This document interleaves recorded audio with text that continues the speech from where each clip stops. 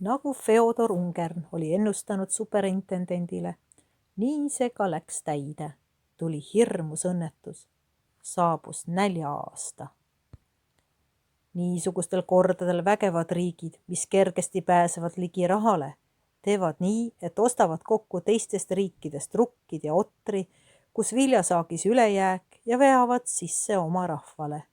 Ent säherdune pisike vaene vabariik, nagu oli Hiiu saar, ei või nii kergesti välja anda kulda ja hõbedat leiva eest, vaid asendab seda kala ning juustuga. Neil päevil ei ole meil leiba süüa, oli hüüdsõnas.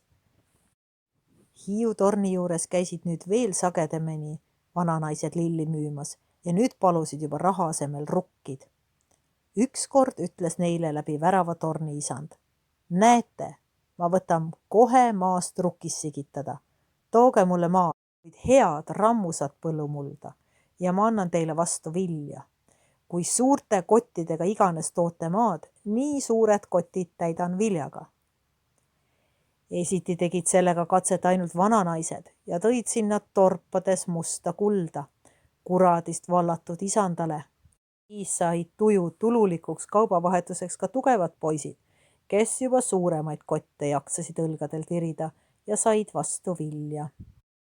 Auväärt isand Väimönen pani kirikuvande alla kõik need, kes käisid saatana juures vilja vastu mulda vahetamas. Ennustas alati, et sest põrgu sigitatud viljast nad saavad friiblitaudi ning Poola kuritõve. Pealegi nende hinged satuvad Gehennasse koos panditud mullaga, kuid tugevam ähvardusist oli nälg ja neile, kes vahetatud vilja sõid, ei muutunud mustaks nahk ega kistunud kärssu juus pealael ja nõnda siis võisid olla ka oma hingega täielikus julguses. Sest see oli ju tõelik hea Brandenburgi teravili, mida Vene valitsuse volitusel laevade kaupa veeti Põhjamaa sadamaisse ja sel ajal hukkus ju nii palju laevu Hiiu torni all, et ei olnud kohta, kuhu mahutada saagiks langenud viljalaadunge. Sellepärast said saare elanikud mulla vastu vilja. Aga milleks oli vaja mulda hävitavale vaimule? Loomiseks. Torni lõunapoolsel küljel, sinnapoole avatava ukse ees oli väike kaljuorg, mis 3 küljest varjatud tuulte eest. Selle lasi erak täis kanda põllumullaga ja siis istutas sinna lilli. Tegi sellest lilleaia. Oli tornis üks inimlik olevus, kes rõõmu tundis lilledest. Ent kas lubas Jumala salgajale tema usk, et sellele olevusele valmistada rõõmu? Näed, ükski asi ei ole täiuslik, ka mitte põrgu. Kuradidki petavad tema jüngrid. Ka ateismil on oma hüpokriis. Kõiki inimlikke tundmusi võis välja kiskuda südamest, see üks aga jäi. Iga vooruse reeglit võis pöörata vastupidiseks heateole.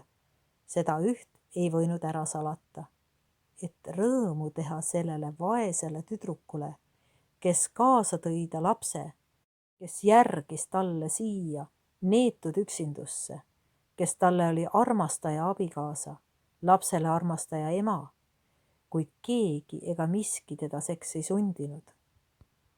See on ju voorusist üks, tänutunne, mida toetab teine, armastus.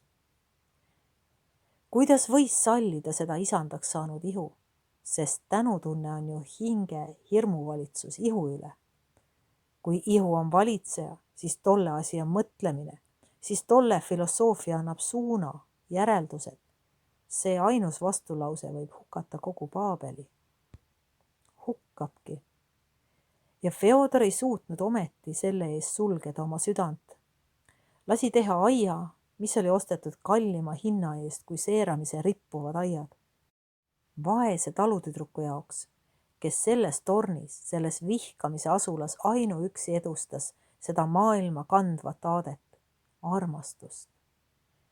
Ja kui oli valmis saanud aed, täis istutatud igasuguste saare lilledega ning kui siis Feodor viis Mašinka seni kinni hoitud ukseni ja avas selle ta ees, öeldes ise nõnda, see on sinu. Ja kui see tüdruk rõõmu pärast kiljatades langes ta jalgade ette ning ta kätt, surudes vastu oma palet, pisaratega niisutas, siis see ogar hing, see ori lõi hoobi vastu selle targa ihu vangla seina ja võib-olla ütles nii. Kas ei ole üks niisugune silmapisar, üks niisugune rõõmukiljatus magusam veremerest ning tuhandete vihatud vaenlaste surmakoraalist? Tõukas enesest tüdruku ning jooksis üles töökotta jätkama hävitustööd.